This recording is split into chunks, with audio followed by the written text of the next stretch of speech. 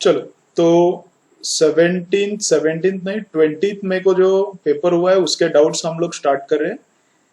तो उसमें first question है क्वेश्चन नंबर 2। तो क्वेश्चन नंबर 2 में क्या दिया है, एक मटेरियल है, क्या बोला है, मैग्नेट है, बार मैग्नेट का कोएर्सिविटी कितना दिया है, कोएर्सिविटी दिया है 120। यहाँ पे देखो कोएर्सिविटी दिया है 120, एम्पियर पर मीटर में दिया है, मतलब एच दिया है। अब कोएर्सिविटी का मीनिंग क्या रहता है, कोएर्सिविटी मतलब उसमें जो मैग्नेटिज्म है, जो बार मैग्नेट है उसमें जो मैग्नेटिज्म है, वो मैग्नेटिज्म रिमूव करने के लिए, वो मैग्नेटिज्म क्या करना है, वो मैग्नेटिज्म रिमूव करना है, वो मैग्नेटिज्म उसमें से निकाल देना है।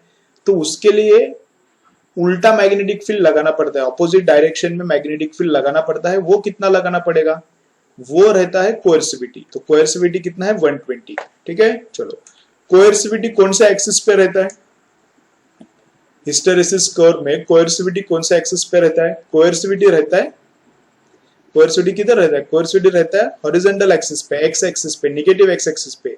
और वाई एक्सिस पे क्या रहता है, वाई एक्सिस पे रहता है रिटेंटिविटी। ठीक है, चलो तो अब इधर देखो 120 है, इतना हमें फील्ड प्रोड्यूस करना है। अगर इतना हम लोग फील्ड प्रोड्यूस करते हैं तो जो बार मैग्नेट है वो डीमैग्नेटाइज हो जाएगा।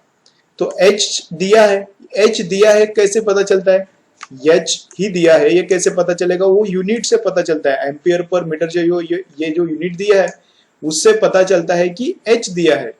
ठीक है, कभी कभी B भी देते हैं। तो H का फॉर्मूला क्या रहता है, H कैसा फाइंड आउट करने का, B nought upon mu nought या फिर B M upon mu M. अगर वैक्यूम में B दिया है तो वैक्यूम का ही म्यू डिवाइड करने का, अगर मटेरियल का B दिया है तो मटेरियल के ही म्यू से डिवाइड करने का।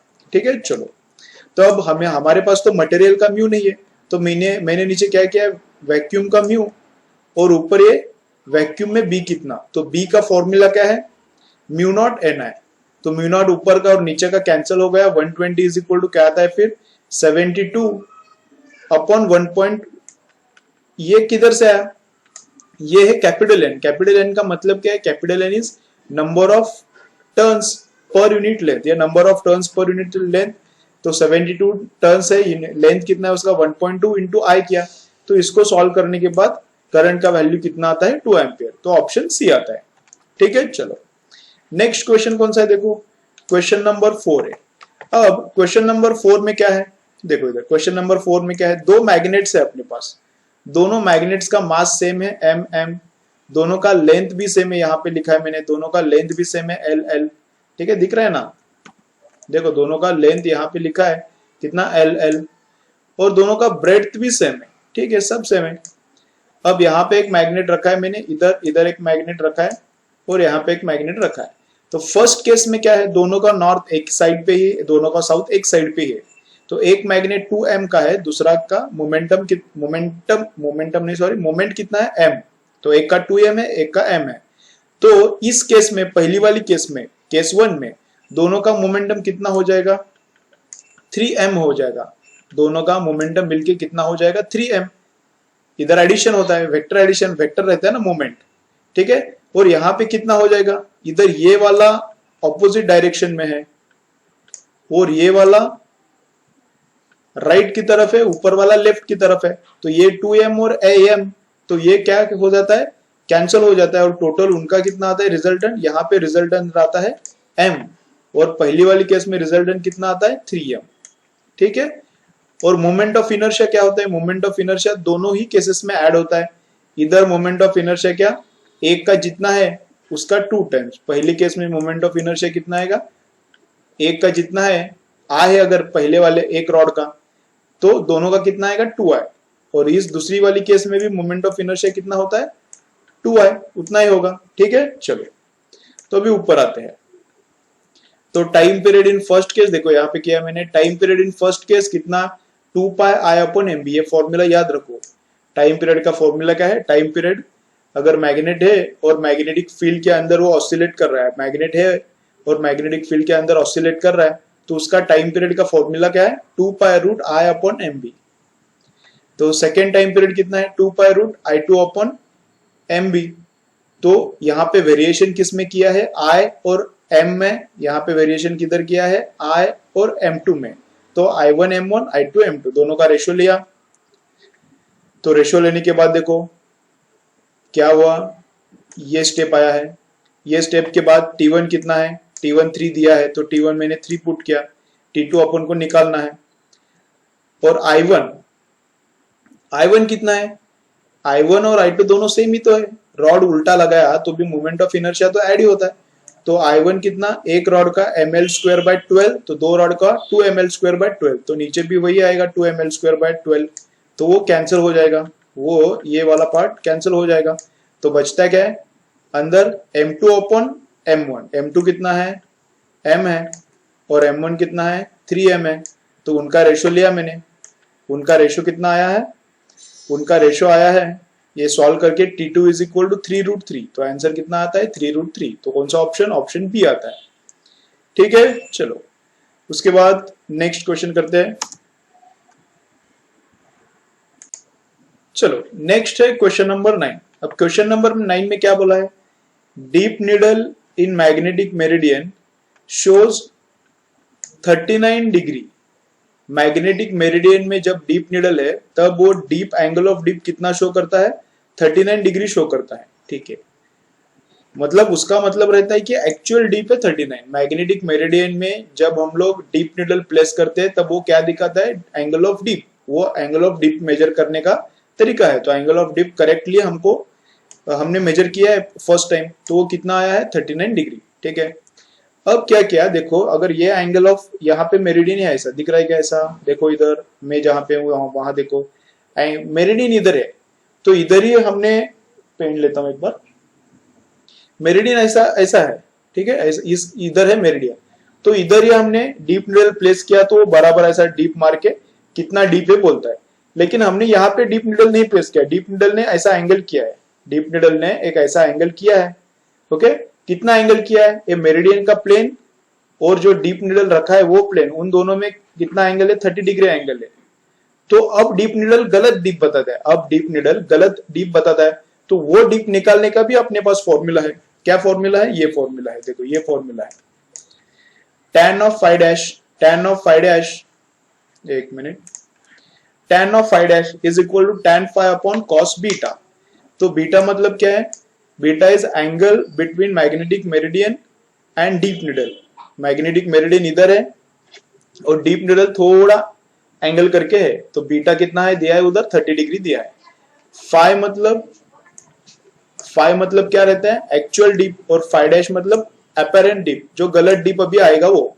एक्चुअल डीप कब आता है, ये एक्चुअल डीप कब आता है, जब मैग्नेटिक नीडल मेरिडियन में है तो एक्चुअल डीप आता है। जब मैग्नेटिक नीडल मेरिडियन में नहीं है, डीप नीडल मेरिडियन में नहीं है, उसमें तो कुछ तो एंगल है, तो गलत डीप आता है।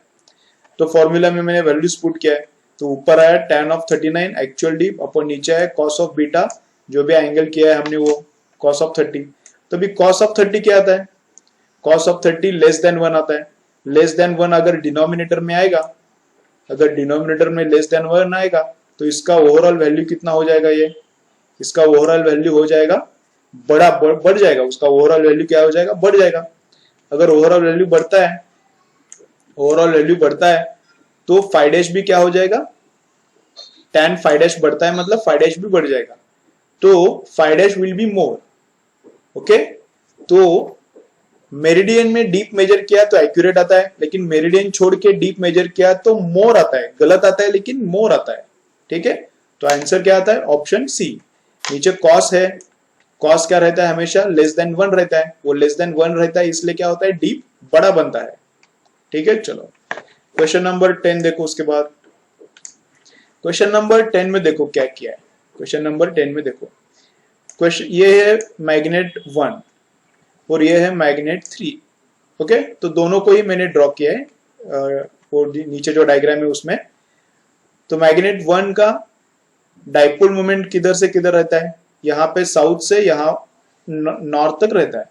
तो ये देखो यहाँ साउथ से यहाँ नॉर्थ तक मैंने पहला वाला ड्रॉ किया है। दूसरा वाला भी कैसा रहता है, साउथ से नॉर्थ तक ऐसा नीचे रहेगा, तो इधर भी ऐसा नीचे आएगा, ऐसा साउथ से नॉर्थ तक।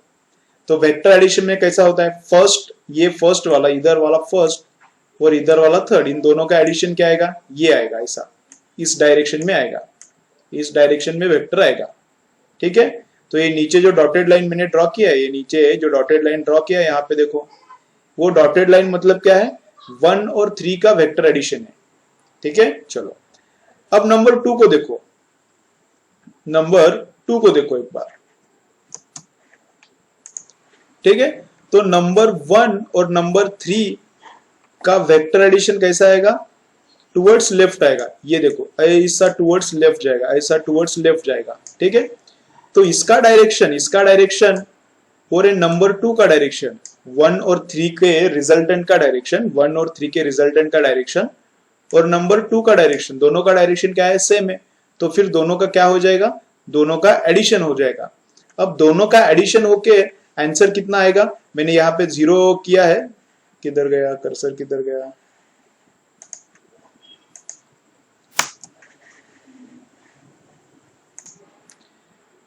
तो 1 और 3 का एडिशन, 1 और 3 का एडिशन एग्जैक्टली 2 जैसे ही दिखेगा, एग्जैक्टली 2 जैसे ही दिखेगा, तो उनका भी एडिशन हो जाएगा, तो उनका भी एडिशन हो जाएगा। तो 1 और 3 का एडिशन कितना आएगा, m आएगा टुवर्ड्स लेफ्ट, और नंबर 2 भी क्या है, m ही है टुवर्ड्स लेफ्ट, तो एक वो m, दूसरे का एक m और 1 + 3 का एक m, तो दोनों ऐड होके क्या होते हैं, 2m। आंसर यहाँ पे मैंने 0 लिखा है तो वो गलत है थोड़ा, तो आंसर क्या आता है 2m, तो ये ऑप्शन में है ही नहीं, ऑप्शन डी बताया लेकिन ऑप्शन डी नहीं है, तो ऑप्शन क्या आएगा, ऑप्शन नहीं है, बोनस आना चाहिए। तो आंसर क्या आता है, 2m आता है, आंसर क्या आता है 2m। ठीक है, चलो उसके बाद नेक्स्ट देखो, नेक्स्ट में क्या है, वापस से वो टाइम पीरियड का फॉर्मूला है, कैपिटल M दिया है, कैपिटल M का वैल्यू दिया है, कैपिटल B का वैल्यू दिया है, और टाइम कितना दिया है, टाइम पीरियड 15 सेकेंड्स दिया है। तो पुट किया टाइम पीरियड 15, वही फॉर्मूला है 2 पाई का 2 पाई, आई का वैल्यू कितना है वही निकालना है हमको, m का वैल्यू जो दिया है पुट करो, b का वैल्यू भी जो दिया है वो पुट करो, पुट करने के बाद i का वैल्यू कितना आता है, इतना, ये भी ऑप्शन में नहीं है तो ये भी बोनस मिलना चाहिए। ठीक है, चलो सिंपल था ये। अब क्वेश्चन नंबर 17 थोड़ा देखो, थोड़ा डिफिकल्ट है, वहां पे क्या है देखो, ऐसा एक मैग्नेट है, इधर देखो मेरे वीडियो में देखो, मैं जहां पे दिख रहा हूं वहां पे देखो, ऐसा एक मैग्नेट है और मैग्नेट से ऐसा एक स्ट्रिंग लगा है, और स्ट्रिंग जैसे घुमाता हूं मैं वैसे ये नीचे का मैग्नेट घूमता है। सपोज यहाँ पे एक मैग्नेट है और मैग्नेट को ऐसा स्ट्रिंग लगा है, जैसे मैं स्ट्रिंग घुमाता हूँ, सॉरी जैसे मैं स्ट्रिंग ऐसा ऊपर घुमाता हूँ मैग्नेट भी घूम जाता है। ओके, चलो तो मैग्नेटिक मेरिडियन किधर है, मैग्नेटिक मेरिडियन इधर है। अभी स्ट्रिंग को मैंने कुछ ट्विस्ट नहीं किया, तो ये मैग्नेट किधर आके रुकता है, या मैग्नेट रुकता है मैग्नेटिक मेरिडियन में, इधर मैग्नेटिक मेरिडियन हमने एज्यूम किया है, तो इधर मैग्नेटिक मेरिडियन में वो मैग्नेट रुकता है। तब इसको मैं स्ट्रिंग को ट्विस्ट करता हूँ, स्ट्रिंग ऊपर से मैं ट्विस्ट करता हूँ, तो स्ट्रिंग पेन को इधर खींचता है, पेन मतलब है मैग्नेट है, पेन को इधर खींचता है, और मैग्नेटिक मेरिडियन क्या बोलता है, मैग्नेटिक मेरिडियन में कौन रहता है, BH रहता है, मैग्नेटिक मेरिडियन में कौन रहता है, BH रहता है। तो इस मैग्नेट को वापस मैग्नेटिक में वो BH क्या करता है, इस मैग्नेट को वापस खींचने को ट्राई करता है। तो मैग्नेट को इधर कौन खींच रहा है, मैग्नेट को ओरिजिनल जगह पे कौन खींच रहा है, BH, और मैग्नेट को इधर कौन खींच रहा है, स्ट्रिंग। तो स्ट्रिंग इधर खींचता है, स्ट्रिंग ने इधर टॉर्क लगाया, हॉरिजॉन्टल मैग्नेटिक फील्ड ने इधर टॉर्क लगाया, जहां पे इक्विलिब्रियम आता है, जहां पे दोनों का टॉर्क सेम होता है वहां पे वो जाके रुकता है। ठीक है, देखो यहाँ पे स्ट्रिंग ट्विस्ट नहीं किया तो मैग्नेट किधर रुकेगा, BH के डायरेक्शन में, स्ट्रिंग ट्विस्ट किया तो इधर आएगा बीच में। तो अब क्या है, स्ट्रिंग ट्विस्ट करने के बाद स्ट्रिंग ने जितना टॉर्क लगाया इधर घुमाने के लिए, स्ट्रिंग ने जितना टॉर्क लगाया इधर घुमाने के लिए, BH ने भी उतना ही टॉर्क लगाया लेकिन इधर घुमाने के लिए, तो ओवरऑल वो इधर बीच में आके रुकता है, कौन से, तो एंगल पे। ठीक है, चलो तो इक्विलिब्रियम पे क्या रहता है, इक्विलिब्रियम में जो टॉर्क BH ने लगाया और जो टॉर्क स्ट्रिंग ने लगाया, अब स्लाइड पे देखो, जो टॉर्क BH ने लगाया और जो टॉर्क स्ट्रिंग ने लगाया, दोनों टॉर्क्स क्या चाहिए, सेम। अब BH कितना टॉर्क लगाता है, m बार क्रॉस b बार, तो mb sin थीटा, BH का टॉर्क mb sin थीटा, और स्ट्रिंग का टॉर्क कितना आएगा, c इंटू थीटा, स्ट्रिंग कितना टॉर्क लगाता है, c into constant into twist. ठीक है, अब मैग्नेट चेंज किया इसलिए यहाँ पे m2 आया, लेकिन मैग्नेटिक फील्ड, अर्थ का मैग्नेटिक फील्ड उतना ही है, इसलिए मैंने ऊपर भी b लिखा है, नीचे भी b लिखा है। उतना ही एंगल ट्विस्ट किया, दोनों टाइम मैग्नेट को उतना ही ट्विस्ट किया, तो साइन थीटा का जो थीटा है वो भी ऊपर भी सेम है, नीचे भी सेम है। स्ट्रिंग दोनों जगह पे सेम है, इसलिए स्ट्रिंग का कांस्टेंट C1 यहाँ पे और स्ट्रिंग का कांस्टेंट इधर, दोनों जगह C1 भी सेम है। लेकिन ऊपर कितना स्ट्रिंग ट्विस्ट करना पड़ेगा, 540 से, और सेकेंड केस में स्ट्रिंग कितने से ट्विस्ट किया, 360 से। तो इन दोनों का रेशो लिया, तो रेशो लेने के बाद क्या आता है, m1 अपॉन m2 कितना आता है, 6 अपॉन 4। तो ऑप्शन ए करेक्ट ऑप्शन है, इधर भी थोड़ा करेक्शन है। ठीक है, चलो नेक्स्ट क्वेश्चन करते हैं। चलो उसके बाद नेक्स्ट है क्वेश्चन नंबर 20। यहां पे देखो क्वेश्चन नंबर 20। ठीक है, चलो तो क्वेश्चन नंबर 20 में क्या पूछा है, v वेलोसिटी का मॉड पूछा है। तो वेलोसिटी का फॉर्मूला क्या रहता है, ओमेगा बार क्रॉस आर बार। तो यहाँ पे मैंने लिखा ओमेगा बार क्रॉस आर बार। तो कैसे करने का रहता है, फर्स्ट रो में रहता है आईजे के, सेकेंड रो में क्या रहता है, ओमेगा के कोएफिशिएंट्स, ओमेगा का आई 1 है, ओमेगा का जे -2 है, और ओमेगा का के क्या है, 2 है। उसके बाद आर बार का रहता है, आर बार का आई कंपोनेंट, आर बार का जे कंपोनेंट, आर बार का के कंपोनेंट। अब ये क्रॉस मल्टीप्लाई करने के बाद ऐसा कुछ तो आएगा, वो मैंने नहीं किया, वो तुम लोग करो। कुछ तो आई कंपोनेंट आएगा, कुछ तो जे आएगा, कुछ तो के आएगा। तो इसका मॉड कैसे निकालना है, इसका मॉड पूछा है ना, ये वेलोसिटी आ जाएगा, वेलोसिटी का मॉड पूछा है। तो मॉड कैसे निकालने का, root of A square plus B square plus C square. ठीक है, तो करके देखो क्या आता है। नेक्स्ट क्वेश्चन नंबर 24 देखो, 24 में क्या बोला है, एक रॉड है, रॉड का डेंसिटी किधर बढ़ता है, रॉड का डेंसिटी राइट की तरफ बढ़ता है, बी की तरफ रॉड का डेंसिटी बढ़ता है। तो ठीक है, तो 4 एक्सिस दिए है, first axis passes through A, second axis passes through O, third axis passes through C and fourth axis passes through B.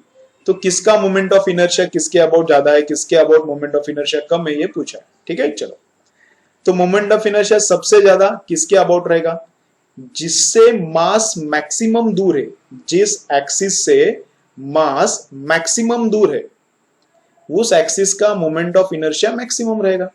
तो देखो ए एक्सिस से मास मैक्सिमम दूर है, क्यों, क्योंकि इधर वाला जो मास है, ये यहाँ पे जो मास है, जो मैंने रेड किया है, ये पार्ट हेवी है, ये बी के तरफ जो पार्ट है वो वाला हेवी है। तो हेवी पार्ट ए से ये जो हेवी पार्ट है वो बहुत दूर है। तो जितना मास दूर उतना मोमेंट ऑफ इनर्शिया ज्यादा। तो एक के लिए ये जो इस तरफ का मास है वो दूर है और प्लस वो हेवी भी है, तो ए का मोमेंट ऑफ इनर्शिया ज्यादा है। बी से भी मास दूर ही है, बी से देखो, बी से भी ये रॉड पूरा लंबा इधर तक जाता है, ए तक। तो ये जो एक्सिस है, बी से जो एक्सिस जाता है, उस एक्सिस के अबाउट भी मोमेंट ऑफ इनर्शिया ज्यादा ही रहेगा, लेकिन कंपेयर टू ए वो कम रहेगा। क्यों, क्योंकि इधर वाला जो मास है, अब जो मैं रेड कर रहा हूं डॉटेड, यहां वाला मास क्या है, इधर का मास हल्का हल्का है। तो बी के पास हेवी वाला मास है, बी के पास यहां हेवी वाला मास है, और बी से दूर यहां पे हल्का हल्का मास है। तो मास बी के पास है, ए से कंपेयर किया तो मास क्या है, हेवी वाला मास बी के पास है, और ए के पास क्या है, ए के पास हल्का हल्का मास है, ये वाला हल्का हल्का है। हेवी वाला मास तो इधर आ गया, दूर आ गया, तो इसलिए मोमेंट ऑफ इनर्शिया ए का ज्यादा है और अबाउट बी कम है। ठीक है,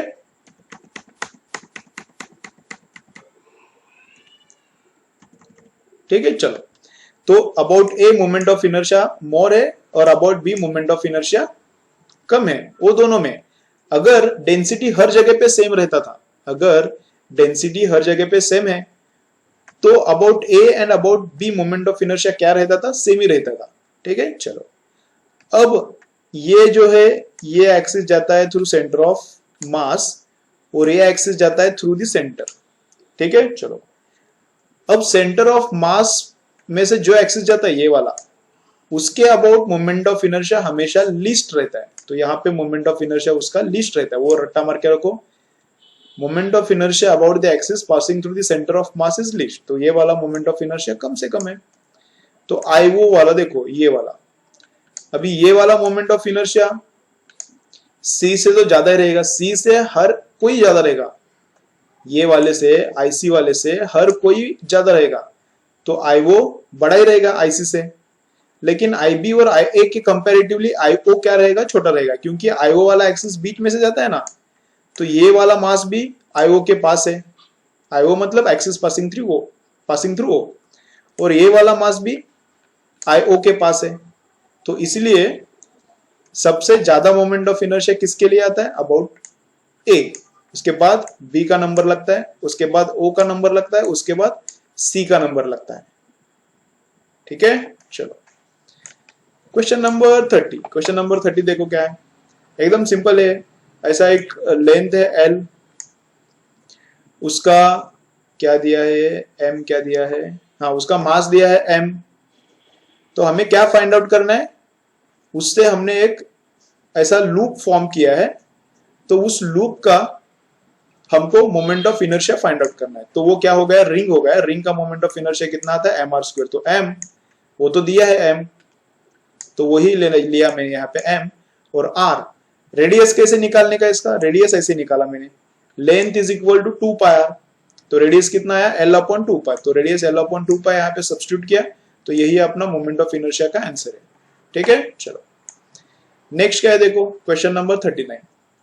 39 में क्या किया है, यहाँ पे 3 मीटर पे, ये 1 मीटर है, ये 2 मीटर है, यहाँ पे 3 मीटर से एक पार्टिकल यहाँ से पास हो रहा है, उसका वेलोसिटी 4 दिया है, मास इतना दिया है, डिस्टेंस ओरिजिन से इतना दिया है। ठीक है, चलो तो हमें क्या फाइंड आउट करना है, L about origin, angular momentum about origin find out करना है। तो एंगुलर मोमेंटम का क्या फॉर्मूला है, आई ओमेगा, या फिर अगर पॉइंट ऑब्जेक्ट है तो एंगुलर मोमेंटम का ये फॉर्मूला भी चलता है, एम वी आर। लेकिन इसमें क्या कंडीशन है, देखो इसमें क्या कंडीशन है, वेलोसिटी और रेडियस दोनों परपेंडिकुलर चाहिए, वेलोसिटी और रेडियस दोनों एक दूसरे को परपेंडिकुलर चाहिए। तो यहाँ पे है ये वेलोसिटी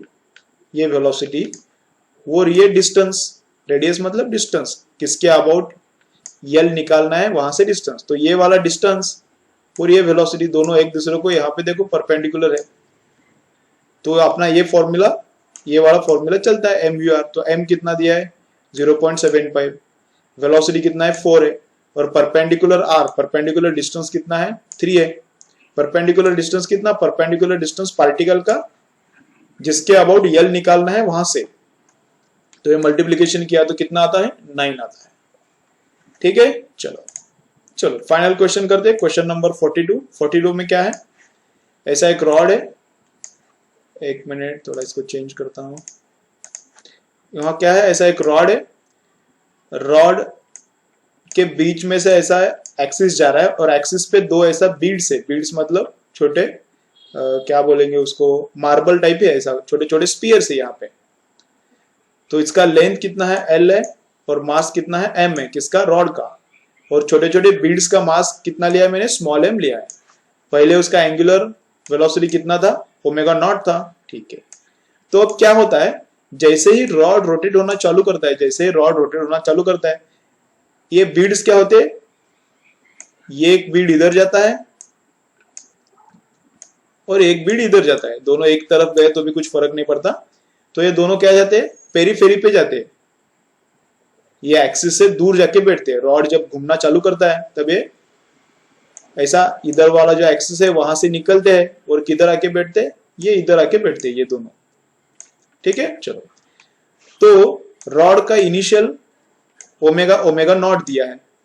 अब जो बीड से, जो वो स्मॉल स्पीयर से वो कोप्चे में जाने के बाद क्या होता है, स्पीड थोड़ा कम होगा, ओमेगा थोड़ा कम होगा। क्यों, क्योंकि एंगुलर मोमेंटम इनिशियल और एंगुलर मोमेंटम फाइनल क्या रहना चाहिए, सेम। देखो यहाँ पे लिखा है इनिशियल एंगुलर मोमेंटम और फाइनल एंगुलर मोमेंटम क्या रहना चाहिए, सेम। तो एंगुलर मोमेंटम का फॉर्मूला क्या है, आई इंटू ओमेगा। आई कितना है, फर्स्ट केस में ये है रॉड का I am L square by 12, और बीड्स का आई कितना है 0, क्योंकि वो एक्सिस पे ही है, तो एक्सिस पे एम तो है उनको, लेकिन R square M R square रहता है ना, तो आर उनका डिस्टेंस एक्सिस से कितना है 0 है, तो उनका मोमेंट ऑफ इनर्शिया 0, और इनिशियल ओमेगा कितना है, ओमेगा नॉट। फाइनली जब बीड्स जाते हैं कोपचे में तब कितना, रॉड का तो उतना ही रहता है ml²/12, लेकिन बीड्स का कितना होता है mr²। तो बीड का मास है m, r कितना है रेडियस, मतलब एक्सिस से बीड का डिस्टेंस कितना है l/2, एक्सिस से बीड का डिस्टेंस कितना है l/2 का स्क्वायर, इसलिए r² क्या आता है l/2², और 2 है इसलिए यहाँ पे 2 आया है, और इंटू ओमेगा।